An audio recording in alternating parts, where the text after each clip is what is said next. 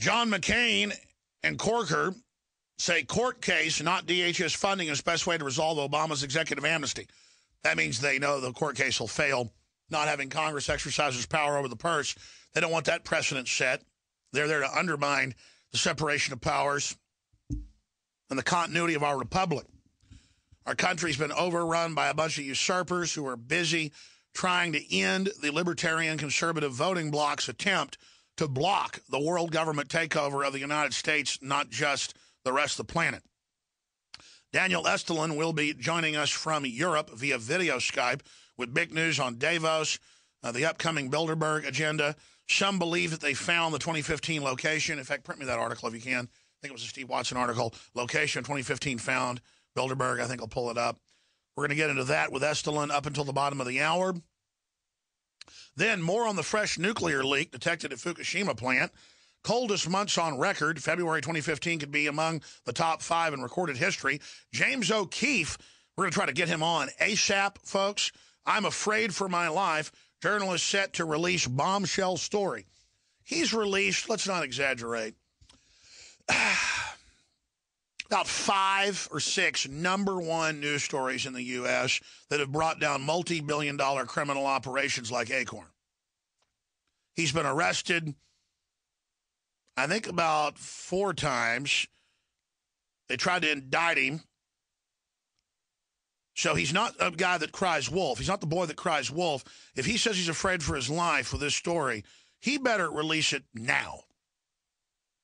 Because Breitbart said, you know, he had the white whale, the big enchilada, the big one, and he was deader than a hammer. I wonder if O'Keefe dies real quick, they'll just say, oh, he had heart problems, it's no big deal. You know, I have been physically attacked. I have been death threatened. I have been trying to cover a military operation in Florida, and, man, they just green-lighted the craziest stuff, breaking our hotel room. They had some guy jump out of the bushes and just start setting fires, going, okay, Alex, I'll follow your orders to set fires. And I had to, like, put the fires out and get the start of a physical altercation. I pushed the guy down, and I said, listen, you may think you're tough. Because I knew he was obviously current military, but sheep-dipped. He'd been following us around. I said, I'm about to hurt you, man. And I said, you may think you're going to get out of this, but, I mean, you're not going to set a fire in my name. So he ran off into the woods. Never saw him again. He'd been at Waco shadowing us. Mike Hansen saw all this happen. And he was a sheep-dip type. They always infiltrate those guys. And they think you won't know they're military when they've got all the bearing and all the activity and are giving signals to the military you're tracking. They'll send in these little bitty guys, like 5'4". Because I had them one other time send one of those in on us. And they just think that you won't recognize their special forces when they send the little ones in. Those are the worst. And I mean, I've just dealt with stuff people wouldn't believe. And we went through all that. Word about it spread in the military. And I was told by a colonel in the Army about 5 years after all that happened, he said, man, you are a legend in special forces. And I said, what are you talking about? And they go, chasing the helicopters and putting guns to your head. Or it was actually to Mike's chest, but the story changed to a gun to my head. It wasn't my head. They said, turn that camera off in San Antonio. We had the police chief throw them out. So we were down there 2 weeks later, and they got real mad. They still did the drill, and we got word. So the MP sticks a gun to Hansen's chest when he wouldn't give him the camera. And Hansen, it was unbelievable. The problem is they took our tapes and erased them and then gave them back to us. But they all know it's true. So that's why that stuff then got exaggerated, and all the stories got told to where they'd be doing these secret maneuvers. Because I was down there at Kingsville, San Antonio. Our reporters, auxiliary listeners, were in Maryland, Alabama. We made films. There's video of this. Florida, L.A. And so the special forces started thinking it was me, but it was my listeners with cameras everywhere.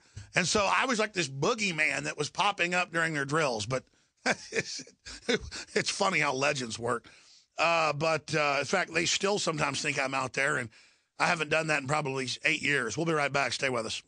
Daniel Estulin is one of the only living people who has connections into the Bilderberg group. I get some intel from people on the periphery, but I do not have a source directly inside Bilderberg. But much of what they would cover at Bilderberg previously in secret is now rolled out publicly at Davos each year.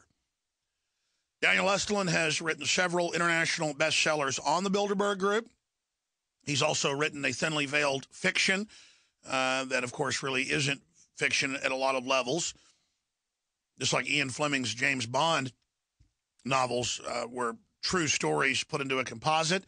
And he now has released a documentary we're going to be telling you about today. He joins us till 30 after, longer if he'd like. He's an author, public speaker, DanielEstulin.com, ESTULIN.com. And his latest book is The Octopus Deception. And he joins us now to break down world government. We've gone from 15 years ago, mainstream media said it didn't exist. Now global government's here. Presidents in Italy are appointed because they're Goldman Sachs presidents. We see leaders appointed in other countries. We are now going into the technocratic era. That, of course, is a statement out of Bilderberg 6-7 years ago and from Davos last year. So really, they're coming out in the open. They're dissolving borders. They're passing global treaties without ratification. The text of the treaties are secret. Things are moving into high gear. And at the bottom of the rat hole is transhumanism, and Daniel will break that down. I want to look at the conflict with Russia. I want to look at what's happening in Europe, what's happening in Greece, standing up to Germany, at least on the surface. Daniel Estulin joins us via video Skype to give us a rundown on the latest unfolding worldwide. He also published his second book, released in 2006, described by Fidel Castro as a fantastic story. Castro wanted to meet him, so he went to Cuba to meet him. Estulin is not a communist, by the way, but I'd meet with Castro if I wanted to meet with him. The point is he's very influential because his analysis is cutting edge. And I happen to know who one of his Bilderberg sources is, by the way, through Hollywood connections. I'll just leave it at that. So I know Estulin's for real, and his intel continues to come out and to be accurate year after year. So he's got the big scoop on where it may be held this year. Is it accurate, as some are saying, that it's going to be in Austria? And a lot more. Daniel, thank you for joining us. Alex, it's always a great, enormous pleasure for me to be on the show. You and I go way back. In 2006, we had together, standing right in front of the Bilderberg Hotel in Canada, Ottawa, when you were arrested, if you remember. Of course you remember. Yes. Just before you came to Canada. And so we've been doing this for a long, long time. And, of course, Jim Tucker was with us. He's no longer with us. But there's a lot of people out there who are doing what they can to make sure that this story doesn't die. And, again, this global awareness, which we were talking about before, on the world stage, people are becoming aware more and more of what's going on as a result of technological revolution, internet and everything else out there. It's getting more and more difficult for the global elite to hide their deeds. And as you said, we do have the sources. And I'm very glad you didn't actually give out the source we have through Hollywood, because these are some very, very influential and useful people for our cause. Well, sure. I mean, of course, I'm not going to get into it, but I wasn't giving out a secret for those that know. But, no, yes, I know. Sure, but and that's just one of your sources. But I'm just confirming that some inside baseball for folks out there that know what we're talking about. Daniel, continuing, looking at what's happening, why do you think they're coming show out in the open? And then you've got the floor, because I could ask questions, but I want to know what's on your mind, the latest intel you've gotten.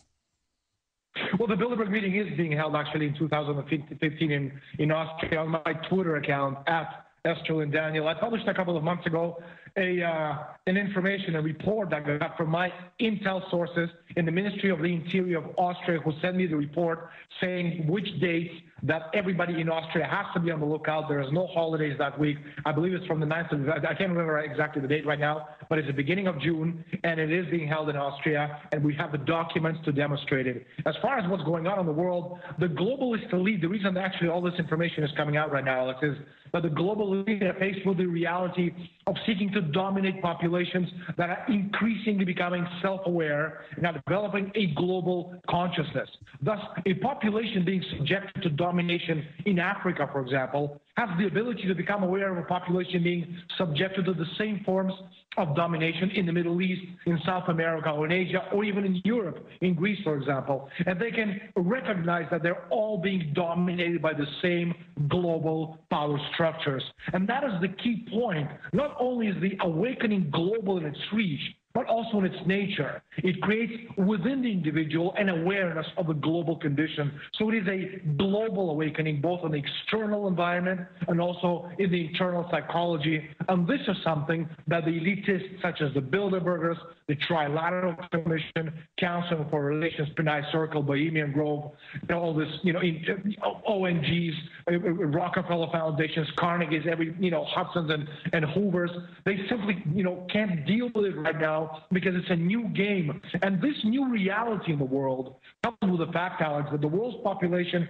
has never been so vast, presents a challenge to elites seeking to dominate people all over the world who are aware and awaken to the realities of social inequality, to war, poverty, exploitation, disrespect, imperialism, and domination. And of course, this directly implies that these populations will be significantly more challenging to control, both economically, politically, socially, psychologically, and also spiritually.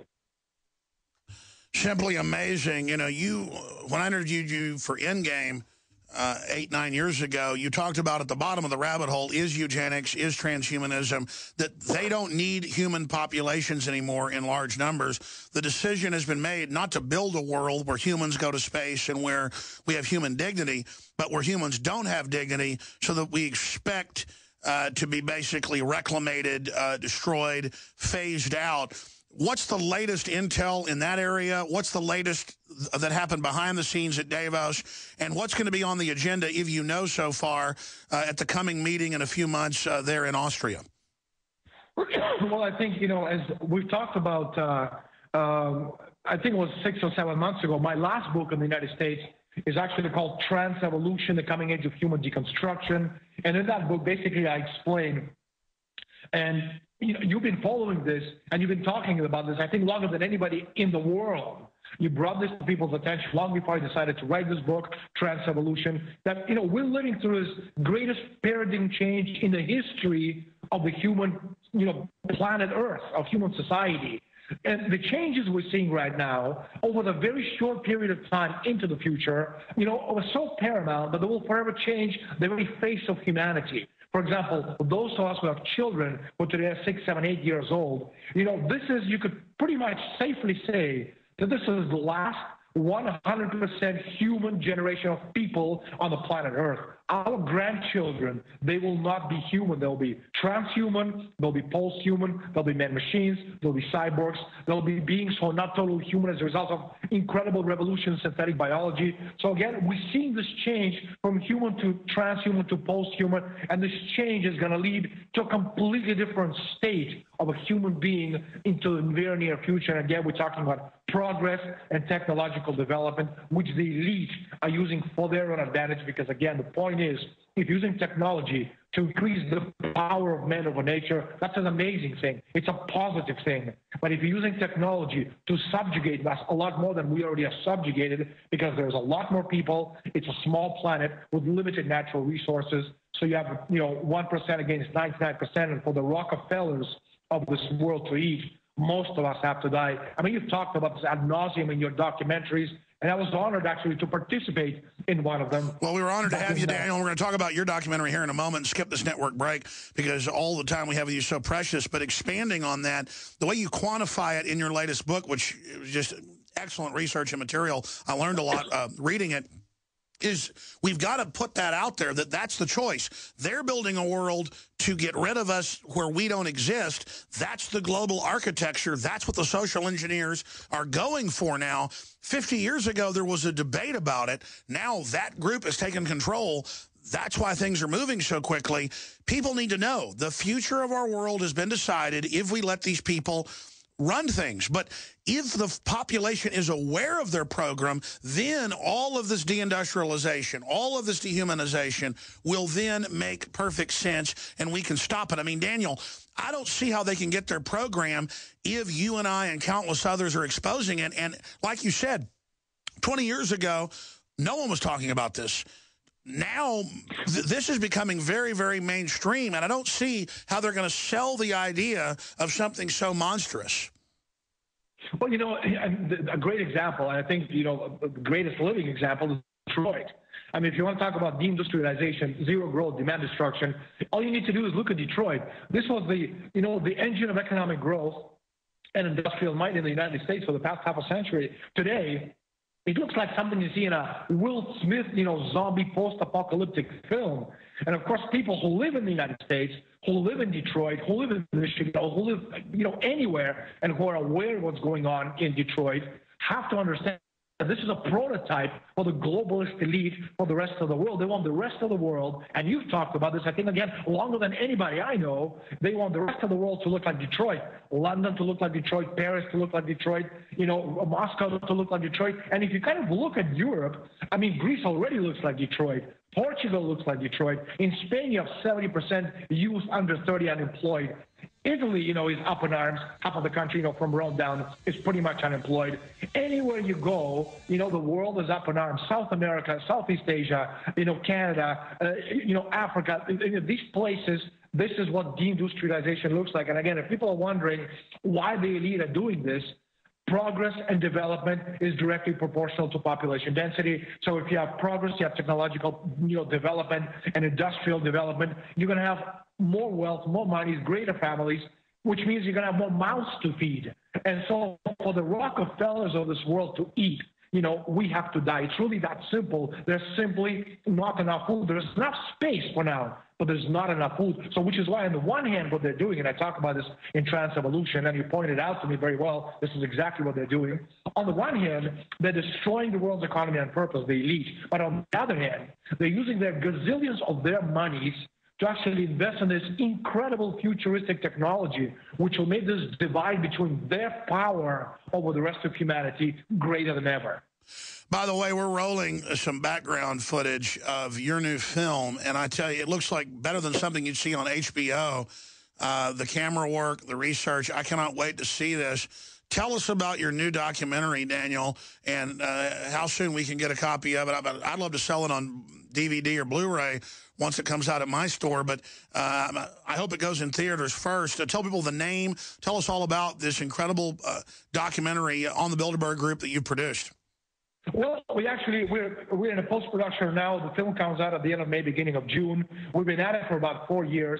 It's our production. We've done interviews in 11 countries, Canada, the United States, most of Europe. We've traveled up and down all over the place. The first producer of the documentary was actually wiped out economically, if you believe in conspiracy or coincidence theories, when 3 banks called in loans on the same day and basically bankrupted him. So he actually. And by the way, I separately know about this, not from you, but I know who the group was.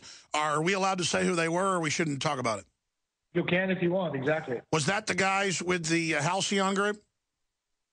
No. The Halcyon group, that's the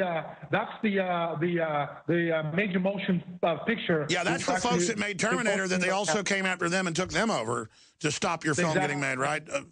Yeah, no, these are not the people who are producing the documentary. These are other people in Spain, independent producers, people who... So this has happened twice then, if I'm correct. This happened twice. Once with the major motion picture, and now with the documentary, which is why it took us a bit longer. But it's almost with the post-production stages. I tell you a little anecdote. I sent an email to Martin Wolf, the Pulitzer Prize-winning journalist with the Financial Times, and I asked him for an interview, and I got a reply. And of course, we're going to put it in the documentary. He said in the email, "How dare you make a documentary about the Bilderberg Group?" So the documentary is coming out at the beginning of June, end of May. We're in the post-production, and we're very, very close to the finish line. We're going to be over that finish line, and the film is going to be out. Worldwide release. There's a lot of international large film festivals who are very interested. And also Bilderberg has become a household name. The book came out 10 years ago, and now everybody knows about it. And I think this is the time. It's the right time, socially speaking, with all the changes taking place in the world, that people think finally are ready to embrace this concept that you've been talking about for about over a decade. And, I've been talking about it for over a decade. Well, you've got Nigel Farage in here. You've got just an amazing list of top people in your film. I cannot wait to see this. What's the name of the film? It's called The True Story of the Bilderberg Group. It's based, obviously, on my book. It's actually the first documentary which is based on a book. Most documentaries, are not based on books. But this one is based on my book, The True Story of the Bilderberg Group. Again, it's going to be out in theaters end of May, beginning of June. And when it's out, needless to say, I'd be more than happy and pleased to go back on your show and talk about it. Incredible. Well, I'm thinking about going to Austria. I'll just give them a heads up like I did in England.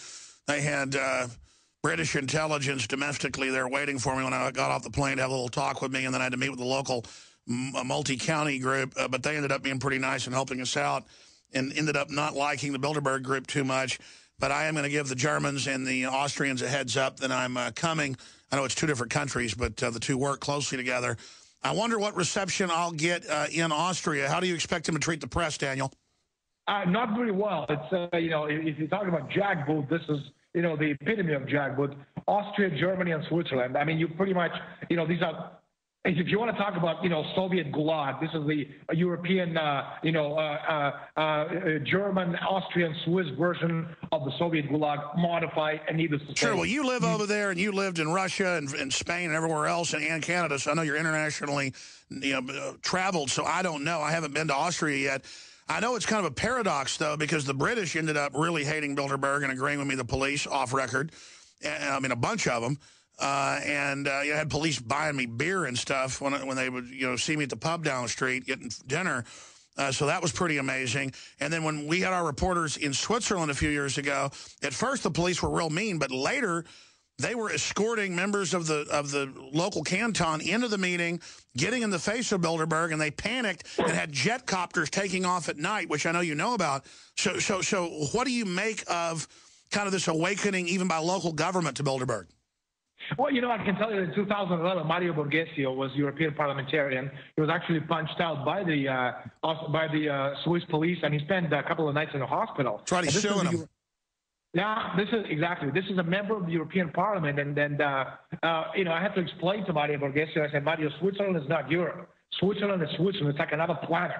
It has nothing to do with Europe. So him coming in with his European member of the European Parliament pass makes absolutely no difference, because literally like walking into a, you know, closed-up gulag. And Austria, I fear, is going to be pretty much the same thing. It's a small country, it's a peep-squeak nation, and needless to say, you know, they have unresolved childhood issues which they haven't been able to deal with since the Hitlerite days.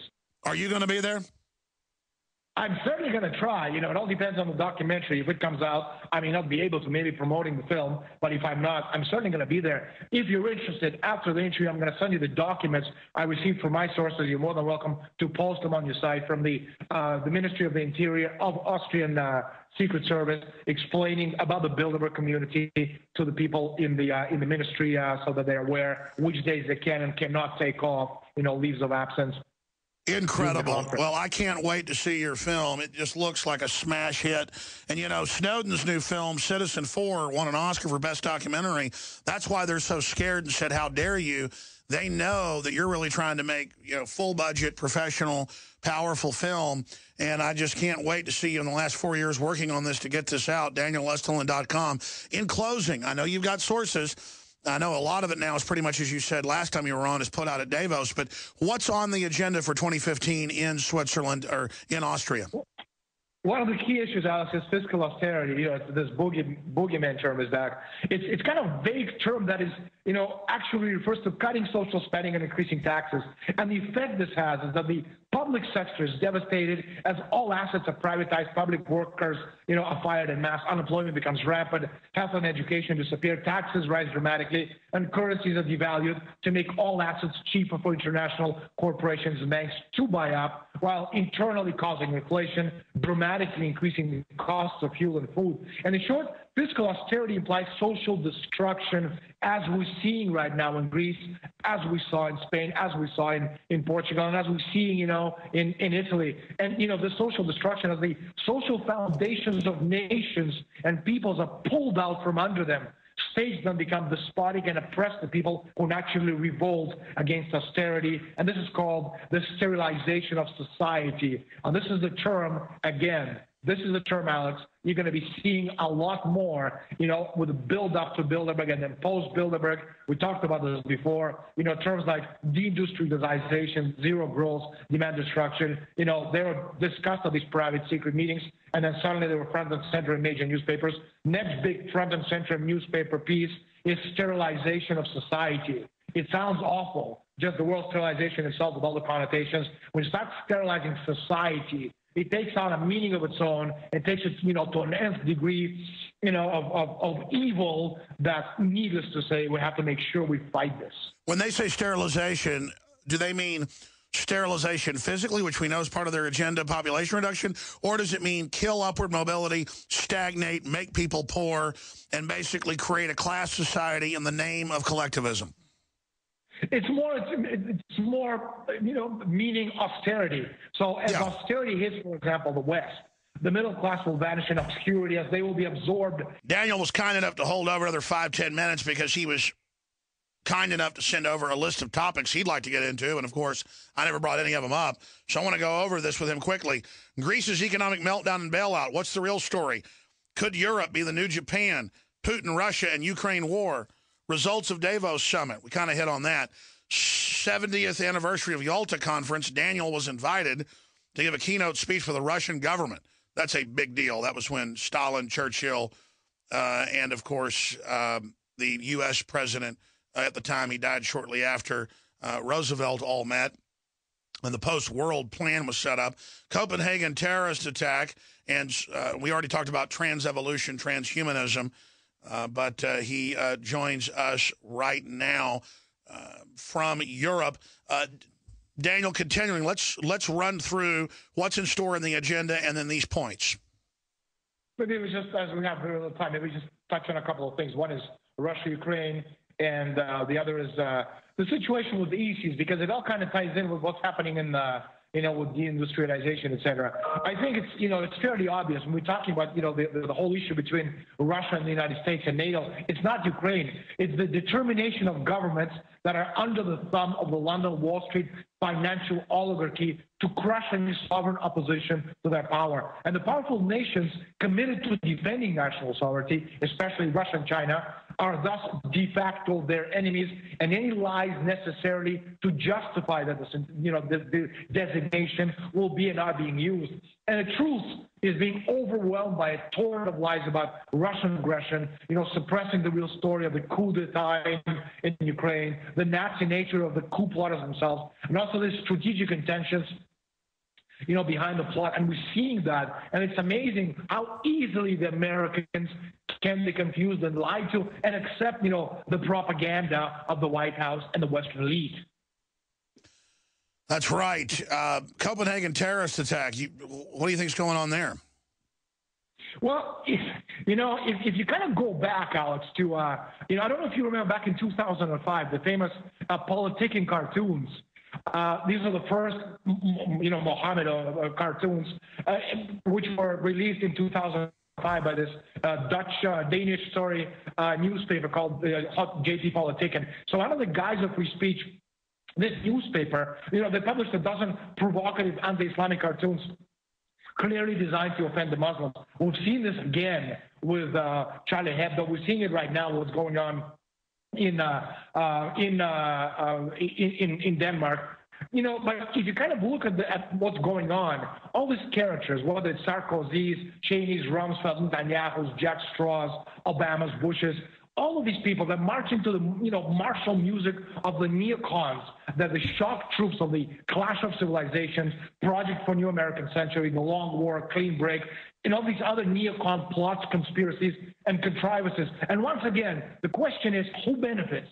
Enters the equation. Muslims, they may burn off some of the outrage of what they see as denigration, of the religion. But at the end of the day, the Straussian, Jabotinsky Liquidite coalition, they score some very big propaganda points. And once again, people in America and Europe who must be periodically reminded of the necessity for this clash of civilizations agenda for total war are incensed by the violence spreading across the Middle East and are convinced that all Muslims are crazed fanatics who must ultimately be dealt with and put to death. And so when you kind of look at it from that perspective, you ask yourself, who wins? Well, this is the situation. And again, going back to putting all these things, from a bird's eye view into perspective, ISIS, Ukraine, deindustrialization in America, what's going on? Well, we all know what ISIS is.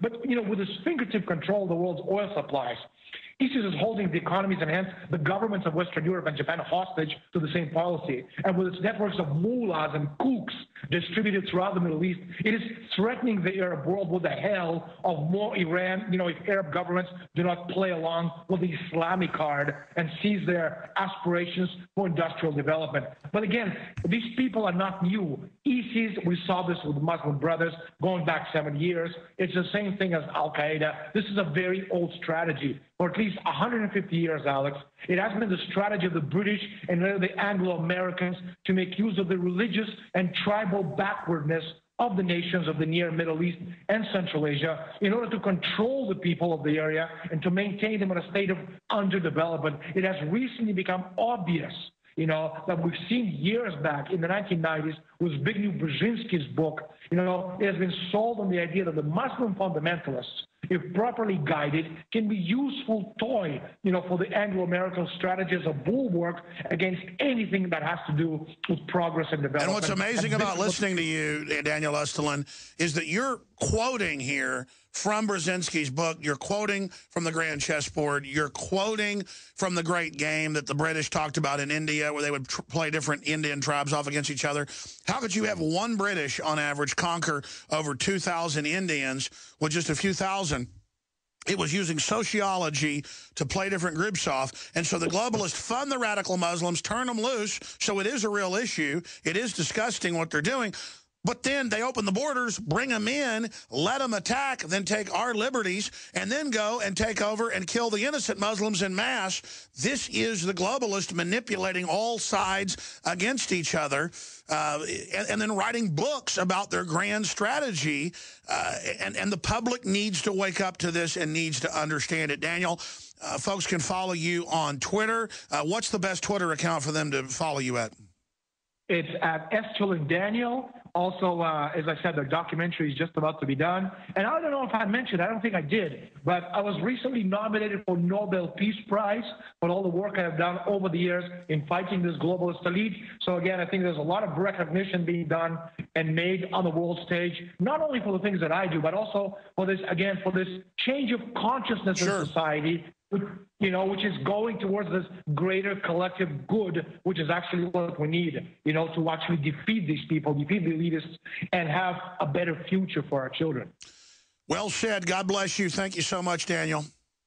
Thank you, Alex, so much for being on your show. Absolutely. Again, Daniel's books have sold #1 bestseller in more than 15 countries. And a lot of Americans wouldn't know who he is. A lot of folks in Europe and Asia know who he is. It just shows how many great people there are out there fighting tyranny. And he's taken action. He's got a film coming out. That makes me feel good, knowing there's more people out there fighting, not just myself or our listeners.